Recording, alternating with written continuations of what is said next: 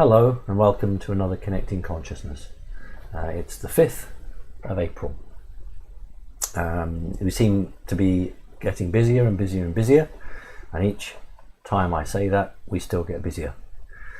So at some point it's got to slow down a little bit. Looking at the notes I put on the website, I now realise with hindsight that my comment on Planet X shouldn't have gone out on the 1st of April. Surprising as it may seem, I had no context of the 1st of April. Of course, I know that it's April Fool's Day, but when I'm doing the sort of work, I don't really think about such things. And it is real. That's a real post.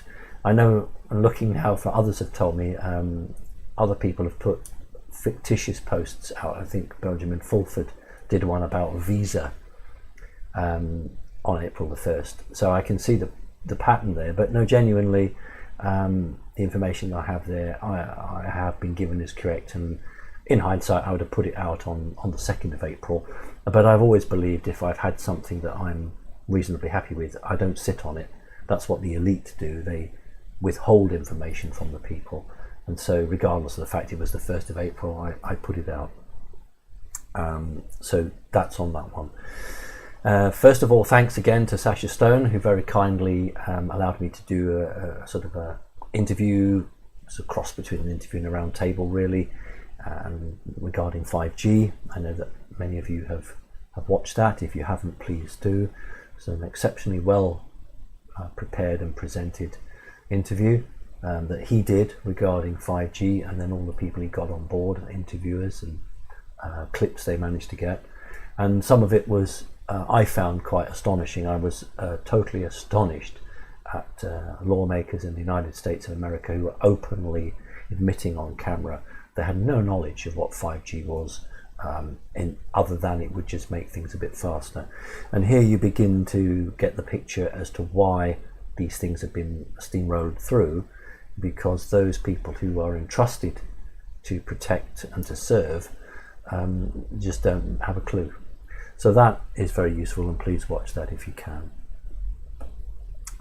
Really wanted to also talk about the fact that my volume apparently on the interview I did with Sasha Stone wasn't so good, and that's because we were using Zoom and the microphone was built into the computer. We use Zoom because it's a little bit more stable platform for something like that, because Sasha was in the United States when we did that interview, and I'm sorry that the audio wasn't as good. We had a visitor who came to the house to have a visit, and they brought me some presents, and some of these presents were not political. I wouldn't show political presents because I've always tried to steer away from being too involved in politics, but I have been given a present which is about the office of the president. I've been told I have to put this on, so it's going to go on for about 10 seconds and it's coming off again. Here it goes. There's the hat, and it says Air Force One Presidential Crew, Washington. There, I've worn it. For people who are not connected to the US, you might think, well, what's so special about that? The person concerned who came to visit and had a 4-hour meeting with the person had met President Trump on Air Force One. Now I'm not sure whether the Air Force One was actually in flight at the meeting time or whether it was parked on a runway, but anybody who has a meeting with the president is entitled to some freebies, and this person was given the cap, the hat that you have when you're on Air Force One, and this person said, I have a friend back in Britain, could I have one for him? And sure enough, got one. The person had this conversation with President Trump, wanted to have a chat with me over a number of ideas they had, some projects that they had in mind, and it was very, very helpful to have that conversation. I have some other presents which I'll show at a later date, which again are not political, but are just rather amusing, and I think you might find them quite good to look at. All right, so that's the visitor side. I want to talk about connecting consciousness a little bit. I'm very, very proud that we're now in a position where all regions of the United Kingdom Great Britain have a coordinator, and we've just literally managed to appoint someone for the southeast of England, which I'm very pleased about. It's obviously one of the big areas. So now all areas have a coordinator, which means that the individual members can now begin to receive their emails, get the friendship groups going, coordinate and attend both physical meetings and online meetings. And it was odd because we thought it would be easier in Britain, but it actually was harder. Some of the other countries are considered a country, but Great Britain, with its county system, people in Cornwall consider themselves very different from people in Yorkshire, for instance. So it was quite a challenge, but we're really delighted and pleased that that's done. So thank you to all the coordinators. And if you haven't yet joined Connecting Consciousness, please go onto the website and join, and then you'll be directed through to your local coordinator. We have also just appointed a French coordinator as well. Not in post yet, but somebody that I know personally. And he will be coordinating the French group. So please send a mail in, and if we don't have a coordinator in your area but you'd like to be a coordinator, well then you can start and get one going. I wanted to talk about that. The business with the what's called the wall, although it's now becoming the fence, there is another backstory to this. And those of you who were quite sharp-eyed or sharp-witted when you were seeing the interview, or the interview between myself and Sasha Stone, we had a bit of banter between us, and you may have picked up that we'd had some discussions, on other topics, which we didn't feel that we could necessarily bring to the table at that point.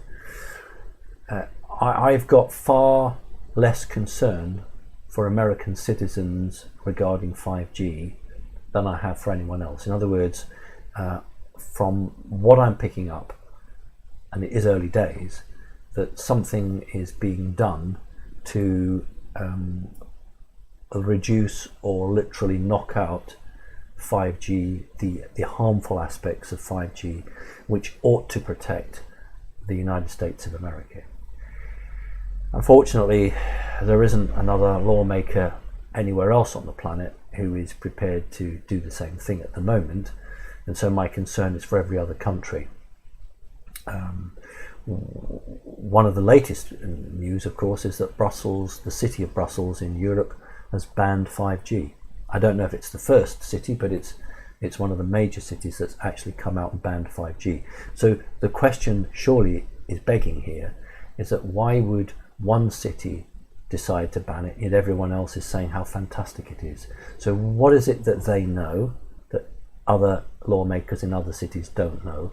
Or what is it that they're allowed to do? Why are they allowed to ban it in Brussels?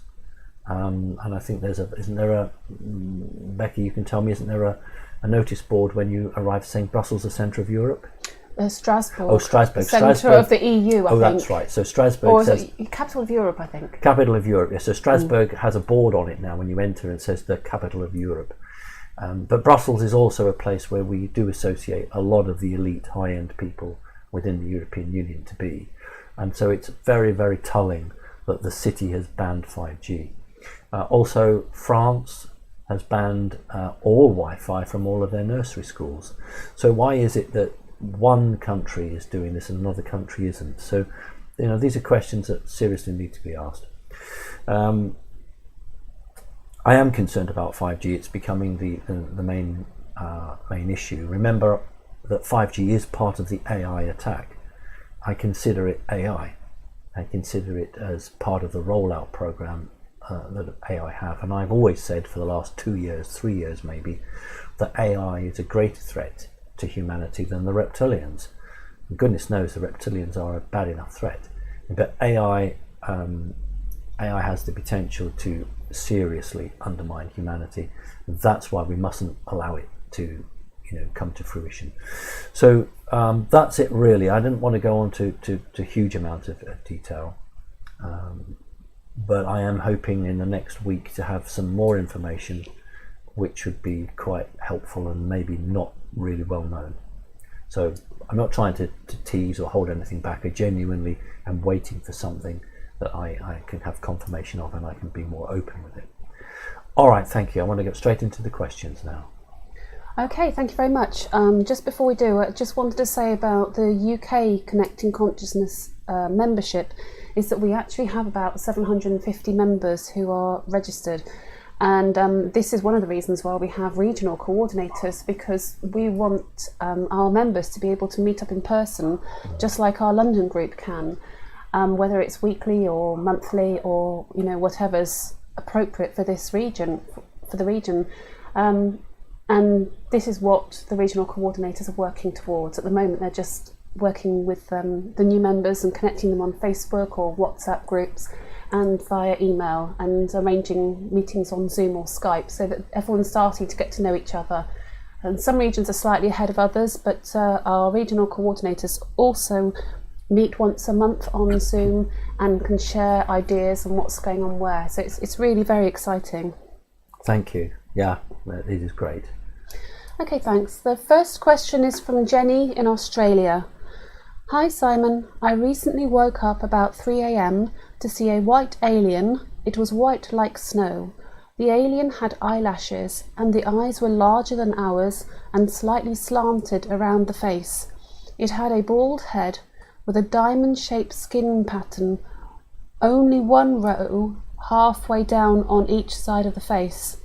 It was about 4 feet tall, with a nose and mouth much like ours. It was holding onto a metal pole that had a gold-coloured tinge. It was looking straight at me, and I didn't have a long time to study it before it disappeared. Can you tell me where this alien comes from? A second question if you have time. Well, let's just do that one first. Okay. I can't, because I have never encountered anything like that. What would have been helpful to know was what you refer to as a gold pole. How was it holding it?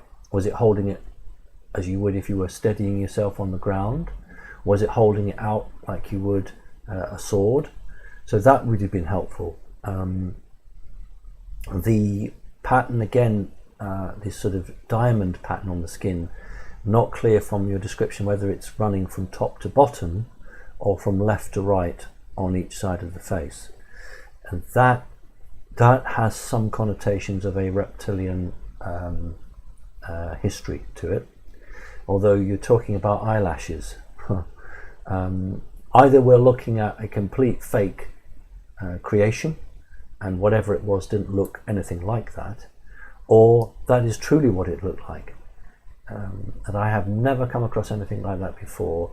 You've not said whether it was male or female, or didn't have any gender to it at all in the feeling. There's no, from your bit, whether there was any communication. The gold rod is the key here. If we could get more information on the gold rod, then that's a technology, because it sure as heck isn't a walking stick, and then I could then have a much clearer idea of where it's coming from. But no, that's the first one on me. So thank you for sharing that. That's really interesting. If anyone else has seen or experience of something like that, then will you please get in touch and we can try and build a picture, because I have no memory. I don't know anything about that race at all. Thank you. Okay, so maybe we can have the second part of that question. Okay, the second part is the information about Tartaria and the mud floods historically credible? And actually this is something that quite a few people have been asking. So that's the second question. Well, right. What I focused on was the word Tartaria, Tartaria, and I've been thinking, well, that's to do with the Tartars, the sort of China and the Russian border and Chinese and all that sort of area there. But the mud floods, without taking out the Tartaria, and I have no idea why that's there, but the mud floods and the finding of buildings below a certain level, buildings that appear to be of the same architectural construction or the architectural design, but for some reason the bottom layer or the bottom floor has disappeared, or in ancient history there appears to be some sort of covering. The question is whether you're dealing with something that's an outpouring from the Great Flood, the Ice Age, which doesn't work if you're talking about buildings that are maybe 200, 300 years old. So if I think about mud floods rather than Tartarian, which means absolutely nothing to me, I'm afraid, there have been a number of these, I believe, in history, right back in time. Some of them considered to be such a local event that other than being reported locally, they didn't ever make the national news. So I don't believe that there's been something that's been like a flood in history, where a great tidal wave of mud has, swamped, engulfed lots of cities. But I am open to the view that there are some locations where there has been that. I don't consider it vital. I don't consider it important to today's events, but I do consider that there have been some movements of liquid soil that have engulfed certain buildings, but I have never seen any research from anybody talking about how many deaths or lives were lost from that. My understanding would be it's more relatively recent than necessarily ancient, and you would think that it was in the last 500 years or so it would be reasonably well documented. Maybe it is. So it isn't something I want to spend too much time on, simply because it's not impacting on the Earth in a great way as say 5G is. But thank you for the question, because I mean it's in line with some of the other more interesting debates which we can have when we're not consumed with 5G and AI and reptilians. Thank you. Okay, thank you. The next question just says, CC America. Warmest greetings, our dear friend Simon. A few of we CC members were discussing your latest website update about Planet X, making yet another debut come 2023 to 24. Would you please elaborate on what we can expect during this tumultuous time, the various permanent and temporary changes of our own planet may undergo, how we can best prepare for anything that comes our way, and what daily life may look like during and after its passage? We know that you've slightly touched on this information before, so thank you for any extra details you can share, especially about the degree of flooding and destruction. Right. Okay. I've never denied Planet X. Never. What I've always said is that I would pull up people who were saying, this year it's going to hit, and if I go back just between 3 and 5 years, there was a spate on the internet where every other post was Planet X is going to hit us tomorrow, and it's going to impact the Earth, and North Pole and the South Pole will swap over, and we'll all be dead. And there were just hideous stories that Planet X would be hit. Now, whether it was the same person cracking out 50, 60 posts, or whether it was bandwagon, I don't know, but it wasn't helpful. And each time I said no, that is not going to happen, but there is a Planet X. And I did talk about the Lucifer telescope, the telescopes, plural, that the Vatican operate. One, of course, is infrared, and the other is a standard telescope. And the standard telescope was always designed to try and pick up Planet X. And what I've been told is that although amateur astronomers probably are not able to see it because it's too far out at the moment, there has been a gravitational effect on some of the other planets in our solar system. The way that light is being bent, the way that these planets are moving, bodies are moving, and therefore it's been assumed by those who have the technology and the machinery and the budgets that Planet X, or at least a very large body, has finally entered the solar system. Now, I've received that information relatively recently, but on the back of that, I was told that the elite had received this upwards of 3 years ago, and it could be one of the reasons that New Zealand has become such a hot piece of property for the rich, wealthy elite. Lots of film stars have bought second homes in New Zealand, and in fact, if you get the time, have a quick look, because what they've done in New Zealand, the government, they've fast-tracked people with a lot of money. Normally you want to be a national, you want to get a passport, you want to become a national of that country, there's a big bureaucratic process to go through. Well, I understand that the New Zealand government has said basically there's a point about how much money you have. So when you have X amount of money, they're fast tracking these people who are buying up tracts of land in New Zealand and buying houses. So you can imagine, on one hand, it's maybe some of the filming from Lord of the Rings made it very popular, or maybe because so much of it is above sea level and the air is very good, and it's quite a good place to be because it won't be disrupted as, say, some other places will be. And so the elite have known, the information I've received, the elite have known for the last 3 years that this body is on its way in, and I now believe that information is now becoming out to the rest of us. I do not believe it's going to hit us. I've never subscribed to the doom and gloom merchants, and the information I've got is that it will come close to the Earth, but it won't hit the Earth. We're more likely to be caught in some of the debris trail. This body will be, through its gravitational field, will be pulling bits of rock and ice with it, and it's highly likely that we will get caught in some of that. The information that I have received is that we can expect a large number of the satellites, electronic satellites, to be knocked out through physical impact with these tiny bodies, or indeed electromagnetic gravitational forces.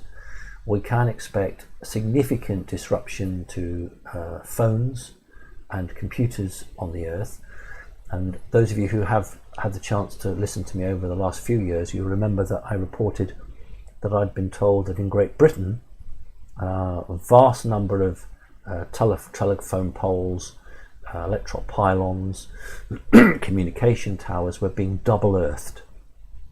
And this started about 3 years ago, and I think that program in Great Britain is over with. In other words, they've double insulated wherever they can infrastructure, which we thought at the time was possibly an EMP blast. So you're more likely to survive an EMP blast if you have this extra insulation or conductivity on your electronic equipment. But it's possible that it's not an EMP blast in the sense it's to do with affection of gravitational waves. In other words, somebody somewhere had some information that there was going to be an event of some sort that could impact communications on the Earth. And so if we stick at that, then I think we're fairly secure with that information. So will the pole shift? A lot of confusion here. I've never subscribed to the view that the physical poles would move, that the two land masses would do a swap. What I expect is the magnetic poles to shift. So north to become south and south to become north. And there's a history of that on this planet. It's irrefutable that 700,000 years ago there was a magnetic pole shift. They know that because when they've looked at fallout from a volcano in Africa, these are magnetized, and when they've fallen, they can see that the poles were completely different. It will have effect on maybe insects and birds who perhaps rely on this, but like all living creatures, they will adapt very quickly and they will get the hang of that. So I don't again see that as a problem. So any of you who are aspiring business people, perhaps you want to start going into the geographical compass business and seeing, you can open a stall selling the new geographical compasses. I expect the old ones won't work very well. There will be some effect on water. You put a huge body that close, it's going to suck up the water, and then as it goes past, it drops it down again. Again, I do not expect a deluge. I do not expect the end of the world, but low-lying bits of land certainly could be covered with water. And if you look back over the last 20 years, maybe longer, there have been post after post.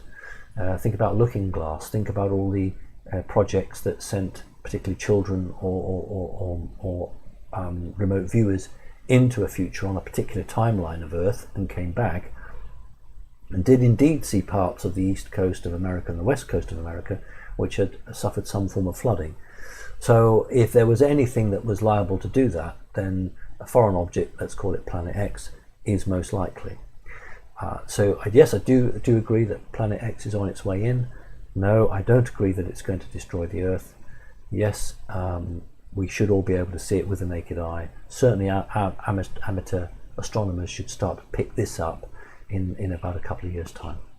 So let's see where we go with that. So I hope that's helpful. Thank you. Okay, thanks. Sue says, "Hello Simon, I live in a small hamlet in mid-Suffolk and lately have noticed an increase in helicopter activity over the last several months. However, lately they have been flying very low to the ground below treetops and circling. I also hear them at night time, though not as low. My question is, do you think this is normal routine, or is there something else behind these exercises? Thank you, Sue." Well, one of the advancements in radar has been able to bring it down lower. So if you're a ground-based radar, not so long ago, you used to have quite a big clearance because the clutter from treetops and buildings. But with phased array radar, you can almost bend it over the horizon. So it's become harder if you're a pilot to bring your aircraft to a point that the radar can't discern you from surrounding clutter. And one of the things that the Royal Air Force have been practicing ever since the days of the Cold War was how you can conceal yourself behind a tree line. With the advent of the helicopter gunships, this became even more something that was practiced, because you could pop up, fire a missile and pop down again. So it could quite easily be legitimate practices. Suffolk's quite a flat country. I think you'd be quite hard pressed to find hills to hide under, but I guess there's the odd hedgerow. In order to truly answer your question, I need some photographs, please. If you can get some pictures of these helicopters, I will be able to tell you very quickly whether we're looking at a regular practice or whether these helicopters are associated with you. You've mentioned circling round. If these helicopters are just out and about, then probably that's what it is. But if they are making a focal point of view, then clearly you might be the target. And if that's the case, you need to have a chat with me, please. I would want to know when this first started, what you'd been doing the day before, and suddenly this all activated. It's very common for people to have an out-of-body experience or to do some remote viewing, and then suddenly all hell breaks loose. They'll have a really interesting experience, and suddenly the helicopters start arriving, or something else occurs. And so there's usually something that triggers it, alerts the people to your presence on another plane, another dimension, because it's not everybody that gets the helicopters, but when they do come, then they're pretty annoying. So if you'd like to get in touch, please try and get some photographs if you can on your cell phone, on your mobile phone, and then I can best advise you. But it sounds to me as if it's probably more about you than it is about them practicing for any Third World War. Thank you. Okay, thanks. The next question is from David. It's quite long, but I'll read it all through. Okay. Dear Simon, thank you for all that you're doing for us. I am honestly baffled by some of your website's current news postings. For example, why do you attach so much importance to predicting the time certain events will take place? I have huge respect for you, and this would not be diminished if you said something like this event is going to happen, but without a timeline. And I wouldn't respect you more if you got one of the dates correct. I have worked with many mediums and psychics over the years, and I know firsthand how difficult it is to predict the approximate date of a future event. Also, I'm struggling to understand how the loss of an MI6 chief's son has any relevance to the website. Thank you. Okay. Right, thank you. I appreciate it. It's a fair question. Thank you. Because those were the dates I was given. When I'm not given any dates, I can't be specific. But when I'm given a specific date, I'll give it.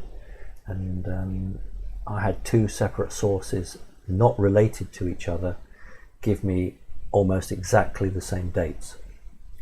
And I understand that those are dates that have been worked out because of the speed of the object, and if it stays on its present trajectory, its present course, that is what's expected. Now, I remember other people had predicted a large spacecraft, which some 2 to 3 years ago were expected to come into our realm, and indeed I think they were accurate. But what happened in those spacecraft is that they basically came to a halt, or they decided to change course, which makes it very difficult for the person that's actually predicted that, and it could make that person look a fool. But what do? Do you say, well, I don't want to give a date because if I'm wrong, then people are going to think I'm a fool? But supposing that comes true, and people will say to you, well, why didn't you tell us? You knew when the date was. Why didn't you tell us? We could have, at least prepared something. So yes, it's difficult because each person has to make his or her decision as to whether they go public. And I've always said that if I get confirmatory evidence from a completely different source that backs up the first point, then I'm honor bound and must go out and say that, and that's why I've given the dates. If I haven't given dates previously, it's because I never had those exact dates. So I hope that helps. The point about the MI6, I was particularly careful on that. There is a secondary story there. It's ongoing at the moment. There are certain people there are some commentators refer to good people as white hats. That's quite a common usage. I haven't really used that term. It just seemed a bit odd to me, really, but I just call them good people who are being threatened, and pressure is being brought to bear on a number of good, what the Americans will call patriots. You think about the attack in New Zealand. Partly, yes, that was to traumatize, but it was also to send a message. It was a message saying, if you don't do what we want, this is the sort of thing that can happen.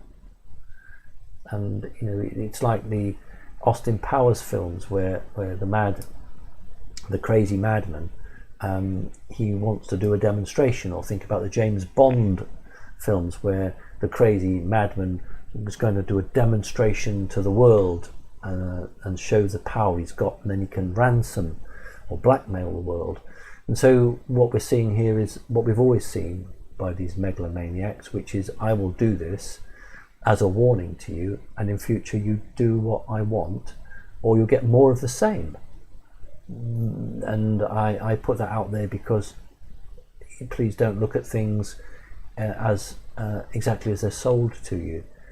Please look at something and understand it as part of a bigger picture that's going on.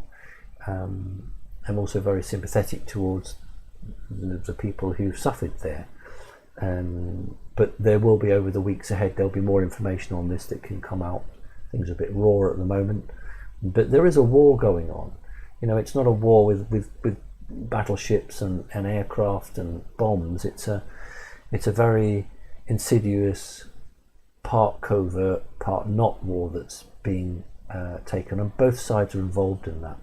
There are a number of key people who've been taken out, and under the guise of natural causes, just as the bad guys took out a lot of good people, and the stock answer is suicide. Think of Princess Diana. That was sold to the world as a tragic accident. But of course, when it came to the court hearing in Great Britain, it did go down as unlawful killing. And that's something really important to understand, that even the judge at the time, the highest that he could give, he couldn't say murder. That's how controlled and unfree the society is that we live in. The judge wasn't allowed in the statute to declare it a murder. And so he directed, in Diana's case, he directed the jury to say, well, the best I can give you is unlawful killing. So there are a number of people who have been unlawfully killed. And so that's why that's on that website. Thank you. Okay, thank you. Sydney says, "Hi Simon and Becky, thank you both for all your efforts. I would like Simon's thoughts on the alleged event that took place in a laboratory in Japan where robots turned on technicians, actually killing some of them.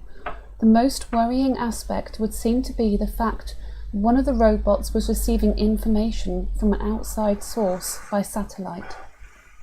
Right, I only have partial stuff on this. It became of interest to me because it's AI, and I do take an interest in that because that's one of the aspects that we are facing that could be quite serious for humanity.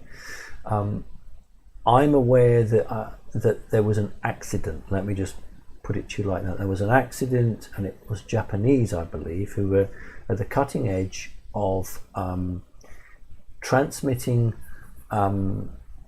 commands to an artificial brain and seeing if physical limbs could move. Not the nonsense that we see on YouTube where some clumsy device is lumping towards something, and then it very badly picks it up and stumbles away again, and everybody's jumping up and down and saying that's wonderful, isn't it? And it clearly isn't. One of the most dexterous tests is actually to get a machine that looks like a person to actually use a keyboard, to actually give them a sentence to type out and then see if they'll do that. My understanding was that this information was being received not from within the laboratory but from a satellite, because again, like 5G, they were attempting to see how things can be done without wires. And I understand that one of these machines, something happened. Now, I think the person who's written this said two. Did you say two scientists? But I only heard, no, I don't think anything was named. Okay, well, I only heard that one person. That one of the robots was receiving information from an outside source. No, but two humans were attacked. Robots actually killing some of them. Some of them, correct. So two of them, but I've only heard that one was either seriously injured or hurt. But so there is some truth behind that.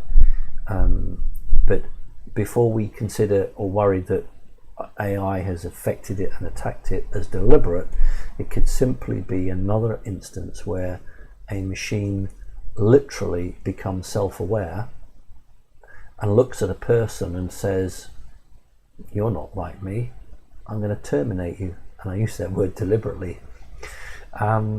So this is the bit that we're not being told. We're being told how wonderful all this is. It'll save our life, just like the spinning jenny or Arkwright's water wheel in the days of the early industrial revolution were sold as, we don't need people anymore because, we don't need a huge factory, don't need a huge workforce. The steam engine will do this and then the electric engine will do that. And what we've seen is a reduction in the number of people employed, but an upskilling of those that have been employed. But as we've now gone into the last 10 to 15 years, we've seen the number of people required reduce dramatically, and the number of technocrats, or the number of very skilled people being highly clever in their own field, being hugely reduced. In other words, during the Industrial Revolution, there were lots and lots of people who were needed to feed the machines. But what we have now with this digital revolution is that we need a far smaller group of people to feed the machines.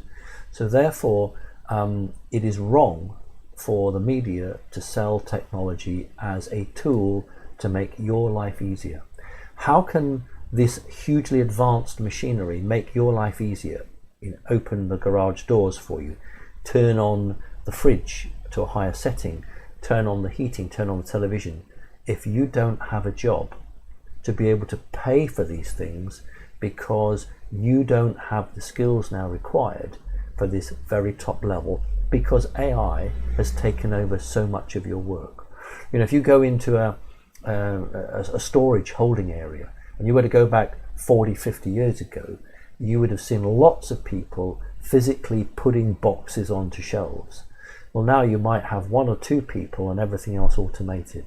Maybe that's an overstatement, but hugely automated. Well, can you imagine a situation where you just don't need people at all because there are artificial machines that will do it and control it? So what's going to happen to all these millions of people who no longer have a job? Oh, I know. 5G. Wipe out all those people. You don't need them then. You just have a world that's devoid of maybe most people, and then the elite who have somehow managed to protect themselves can enjoy a Sunday afternoon stroll without having to meet another single human being.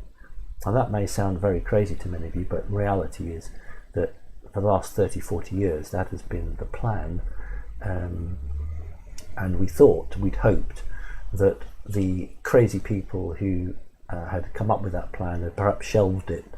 But now we see with the rollout of 5G that actually that plan is very much back on the agenda. So thank you for that. My understanding is one person was either seriously hurt or killed. Thank you. Okay, thank you. Adrian says, "Hi Simon and Becky. Why do you think that so many people in the UK think that it's best to stay in the EU? And from what I gathered, why do you think the opposite? In your opinion, what are the potential benefits of the UK leaving the EU? Greetings from Hungary." Okay, thank you. Obviously, I try not to be hugely political. I try to go to threads or ideas that should transcend politics. It's very fashionable for people to believe that they're European. I mean, I can, I suppose, claim to be European but not be a part of the European government. My issue stems from the fact that I'm old enough to remember back to the early 1970s when people were asked in Great Britain to vote, and I suppose all the other countries had a vote, whether they wanted to join a European Economic Community. And everybody said, what is the EEC? And what we were told was it's a common market. It's a market that allows you to buy and sell trade. So for instance, Great Britain had always done trade with Canada, Australia, New Zealand, and any other country that we'd had an association with. But being part of a common market allowed Great Britain to trade without difficulties with France, Germany, Spain, Italy, etc. So that's what people voted for. And then without ever coming back to the British people, they suddenly created a government within Europe. And suddenly we were electing members of parliament, lawmakers, to go to Europe to make laws which took precedence over the ones in Great Britain. So, why are we voting for our own lawmakers to sit in our own country when we're voting for lawmakers in another country who are telling us what to do? So I began to be concerned because I felt that this was a one world government. And indeed, some of these very senior presidents who are involved in this government have said that they see this as the great experiment. That's their own words, the great experiment. And for those of you perhaps not aware, the European Union is now creating its own army, literally its own army. And the Council of Europe has said that they don't trust America, they don't trust Russia, they don't trust China, so they want their own army. But what was NATO? North Atlantic Treaty Organization was about all the European countries and the non-European countries who were anti-communist aligning together, and we are, as Great Britain, is a member of NATO. So gone from the early 70s voting to go into an environment that was basically a marketplace to now a place that considers itself the government of Europe, now on the verge of starting its own army. That to me isn't good. That is centralization of power. That is the organization which is a very long distance away from other countries, making rules and regulations that are not necessarily beneficial to those people, and your own lawmakers can't overturn those rules. Now, this was clearly understood by 17.5 million whoever it was that voted to leave. And so although the Leave number, I think Leave only had about 1.5 million votes more than the Remain, Great Britain is not a proportional representation electoral system. We are a first past the post system, which means that each constituency, each area is won or lost by a straight number of votes. So if you literally have one vote more or two votes more, you've won. Now if you look at the huge parliamentarian map of Great Britain, nearly every constituency in England, nearly everyone voted to leave. So if you were to colour code them, you would see that maybe 90% voted to leave and 10% didn't. So that's, whether you believe in proportional representation or not, that's not my point. The point is that from a historical point of view, every election in Great Britain has been fought this way. And so clearly the majority of people expressed in this manner wanted to leave.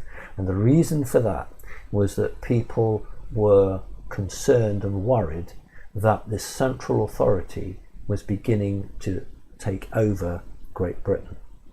Now, what will be the benefits? The guy called King, who was the old Bank of England director, so I think it's Mervyn King, the Bank of England director, has just come out and said actually leaving the EU is going to be a good thing.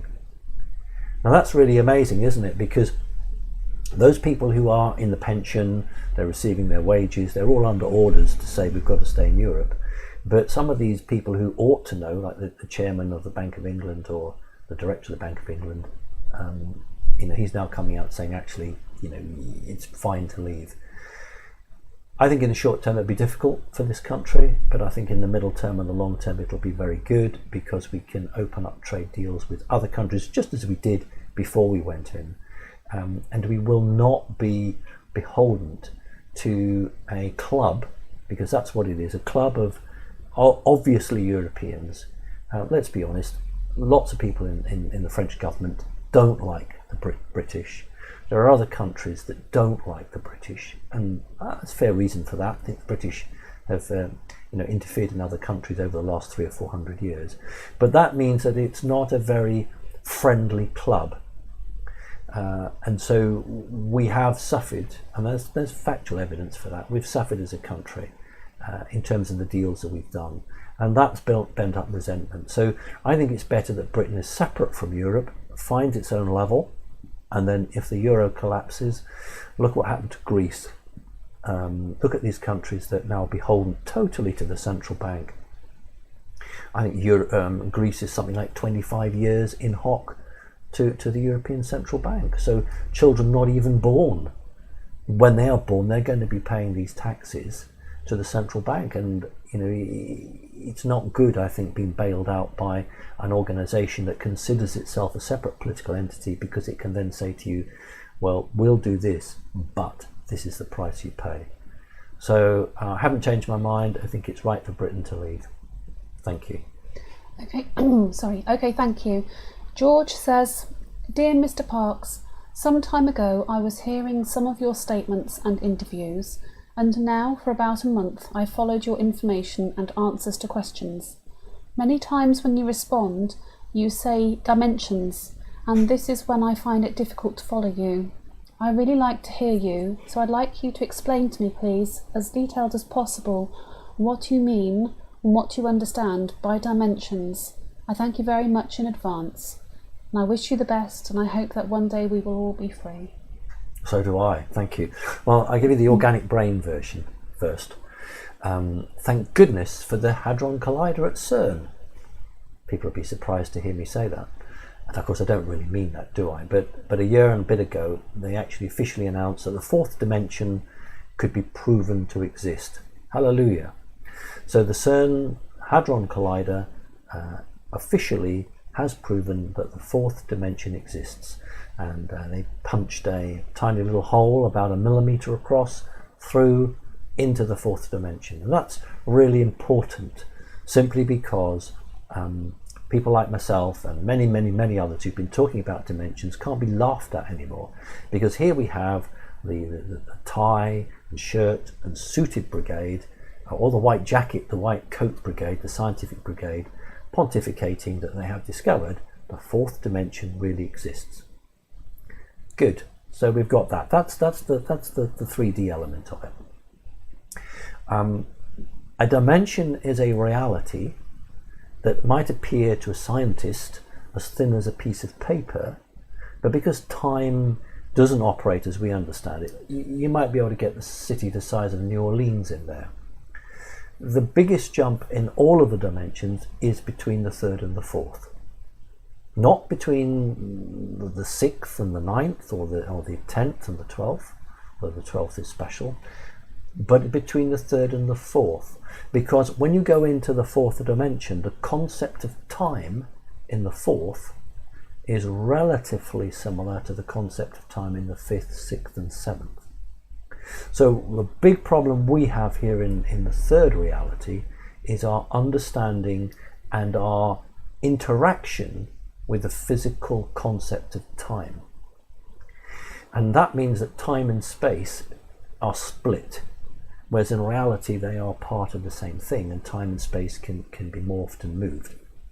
And so without that understanding, it's very hard to grasp why these other dimensions can be so different from ours. And it's very, very, very difficult to go up the ladder. You only go up the ladder to the dimensions when you have evolved. Evolved not as a fish coming out of the water and growing legs and walking around, but evolved in terms of your spiritual development. So you don't win the medal to the next level up because you've got a transistor that's 10 times smaller than the one that was invented 2 weeks ago, or a cell phone that is so small that you can lose it in your shoe. The reality here is that it's about your spiritual development, your concept of who you are and who you are to those around you, the responsibility you have to the planet and the life forms on the planet.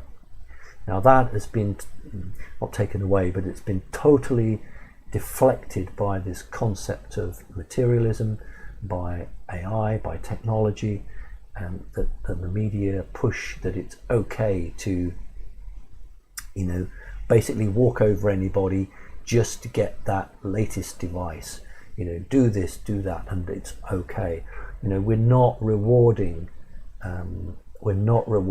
people who do humanitarian things. We're not rewarding people who do wonderful acts of kindness, because it's just not seen as right. What gets all the hits on YouTube are the beautiful film stars and starlets who are having their champagne. What clothes are they wearing? What television show do they wear? What makeup do they have? And then from the guy's point of view, what football, what was the game like? And this seems to take everyone's time, rather than looking around them and looking at the destruction and the sadness and the pain and the poverty, and thinking, well, actually maybe I should be spending some of my time on trying to do some good here, and not just be totally fixated on one day I might win the national lottery. And if I win the national lottery, I'll go on foreign holidays and I'll buy myself this and I'll buy myself that. And people creating a false life for themselves in the hope that one day they will pull themselves out of the very depressed situation they're in and aspire to something that in reality they're not going to get, because they are being deflected from focusing on what they can achieve and who they are and what's important to them on this never-ending wheel of, well, if I can obtain this, then I'll obtain that, and if I can get that, I'll go on and do this. So that's the problem with this reality. Once we've broken into that, we then have the chance to evolve. The fourth dimension is divided into two, although it's not an obvious divide, what we call the lower fourth, and then the main body of the fourth dimension. In the lower fourth are where the bad guys are bad because they have stuck in a never-ending cycle of self, me, I, and as a result of that, not only have they not evolved or stood still, they've begun to sink back. Whereas some of the other more human forms in the fourth dimension have begun to move up into the fourth. So that's the fourth, and you've got the fifth and the sixth. But in order to get up there, we've got to be able to do this. When we make this move, and I do believe that we will, we won't have to go into the fourth and stay there. You see, this is the third dimensional Earth, but unfortunately the control system is not from this Earth. It's been brought here, it's been crafted. The energies come from the fourth dimension. So hierarchy is not natural to this Earth. Think about the police force or the army. Think about how we have marks and emblems to give us a rank. Think about in an ordinary job, how people have different positions. Think about how we look on people and artificially rank them. So that person makes $100,000 or pounds a year, that person makes 300,000. They must be better than that person. Oh, I only make 10,000 or 20,000. I'm not as good as these people. And that's the concept that's been sold. And so when you understand that is not natural to humanity. I mean, when did the North American Indians have that? They didn't. And that's why they were partly exterminated, because they were resistant to this corrupt, satanic, fourth dimensional energy. So when we evolve, we don't need to stay in the fourth dimension. Once we break through, we don't just break through the third dimension, we break through all of the control elements which are fourth dimensional created. The evil AI is fourth dimensional in its concept. So we should go straight through from the third to the fifth. You see, in the fifth, there's no such thing as paedophilia. There's no such thing as Satanism. They only existed in the fourth and were brought to the third. So our concept of time will staggering, absolutely huge revelation.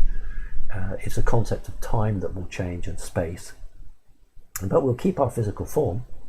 We won't even become a light body, but we will keep a physical form, because the fifth dimension is the home of the Andromedans, the Pleiadians, and the Arcturians, and there are other groups. Those are the three groups that have most affected on humanity.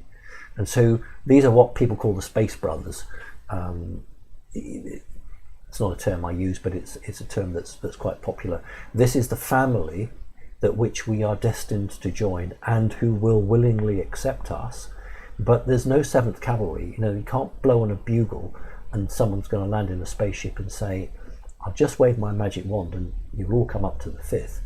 How did the Pleiadians get to the 5th dimension?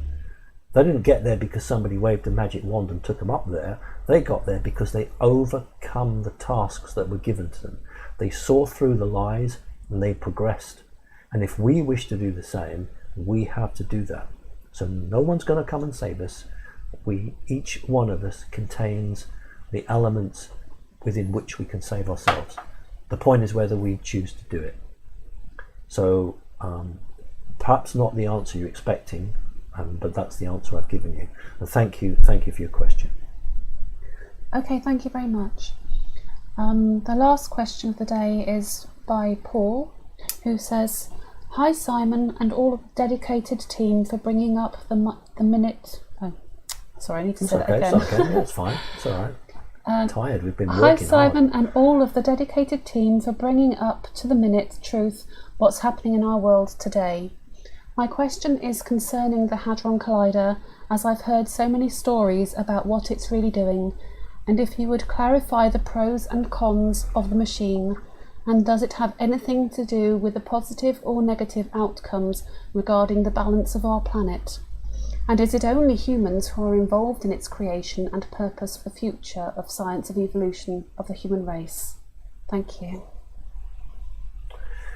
That's a much harder question than perhaps people would expect me to launch straight off on it. It's actually quite difficult. There are some benefits to it. The benefits are that very primitive, understood science can actually advance itself. In other words, it's not that people are primitive, it's the constraints on them, the rules on them. You can't think here, you can't do this, you can't do that.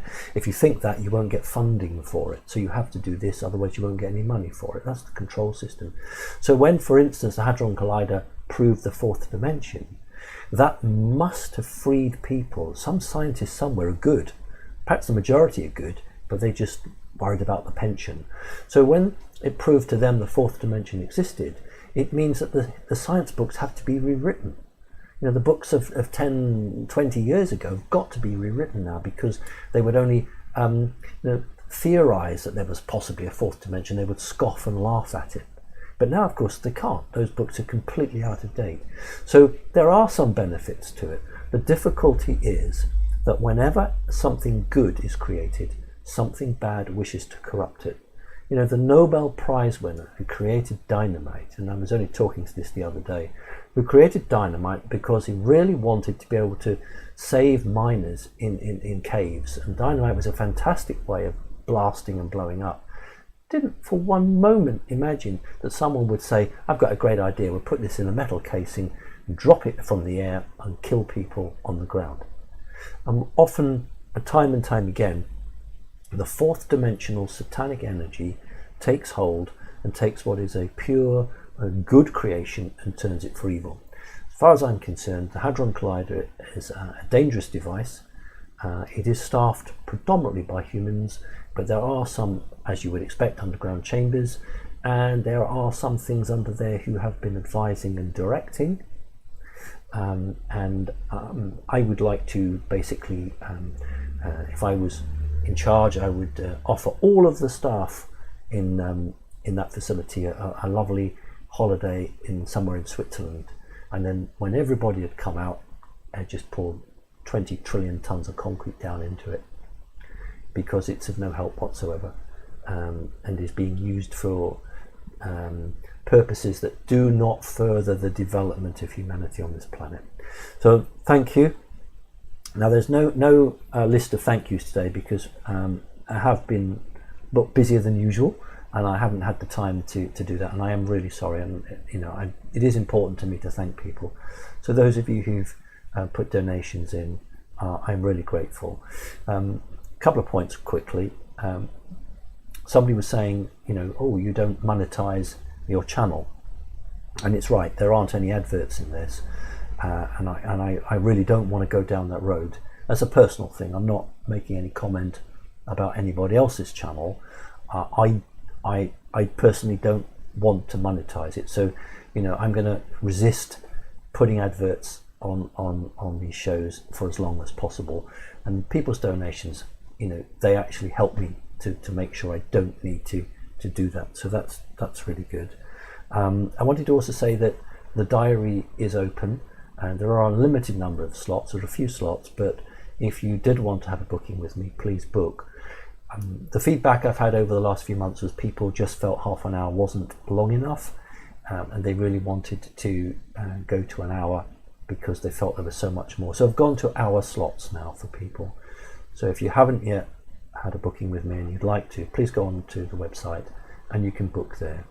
Apart from that, I just want to thank everybody, the small dedicated group of volunteers, and that means unpaid, who've worked so hard to keep us afloat, to keep us going.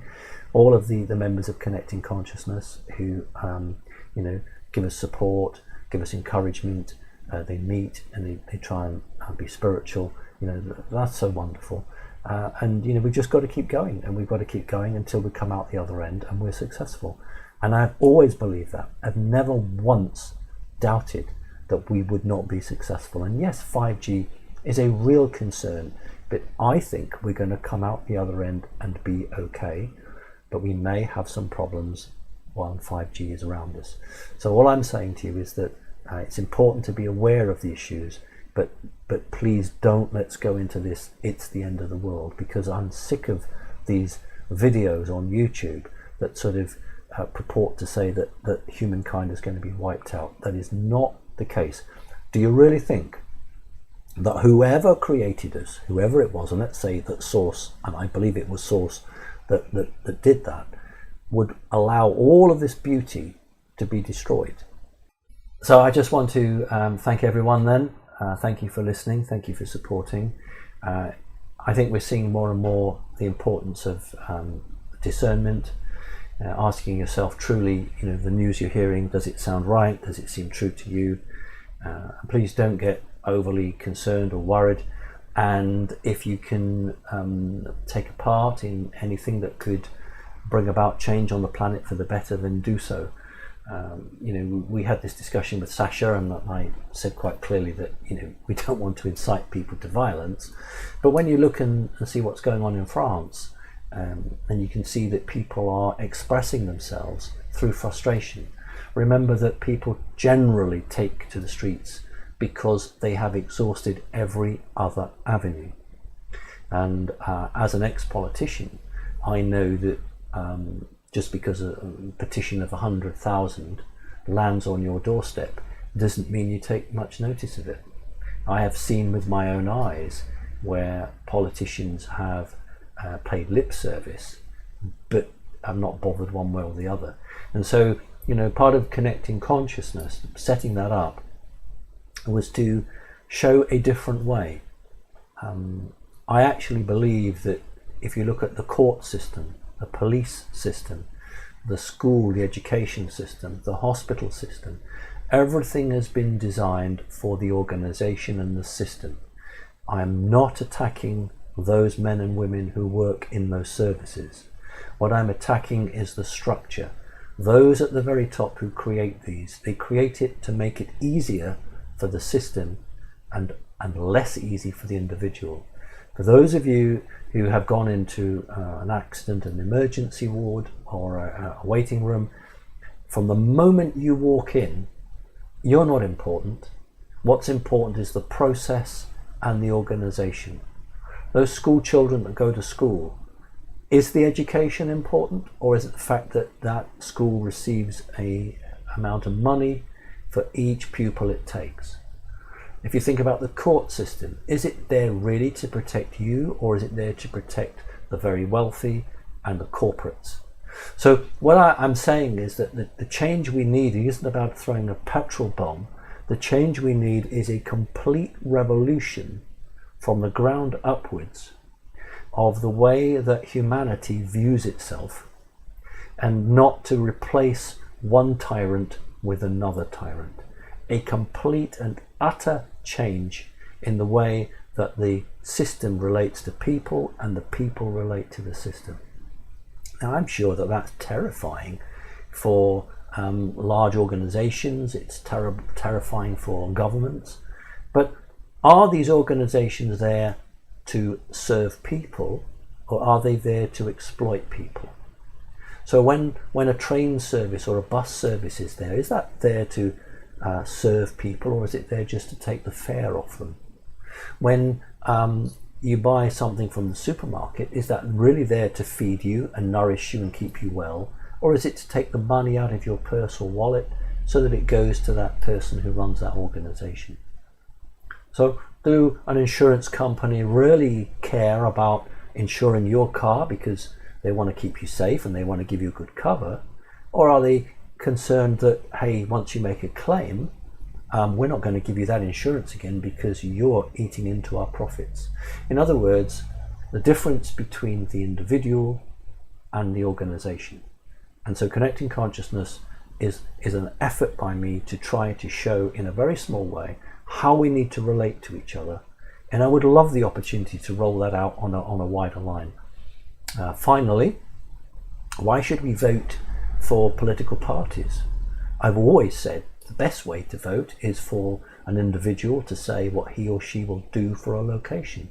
So if one person says, I will campaign because we need a new hospital, or I will campaign for a new swimming pool, or whatever it might be, it doesn't matter what it is, and then the cycle comes around 3 or 4 years' time, that person comes back in front of the audience and they're asked, did you do what you said you would do?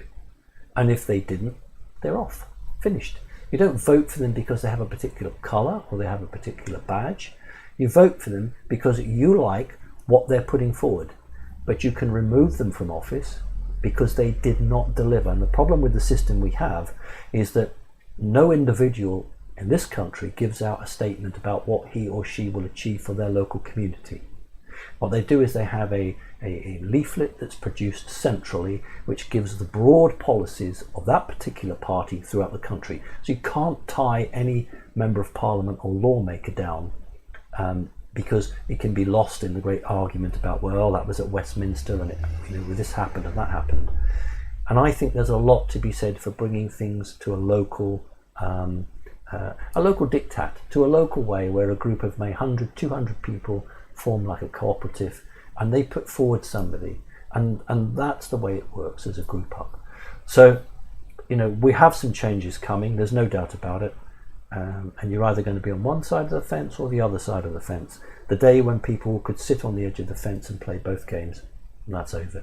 So thank you very much indeed for listening, and I look forward to speaking to you soon. Take care, God bless, bye bye.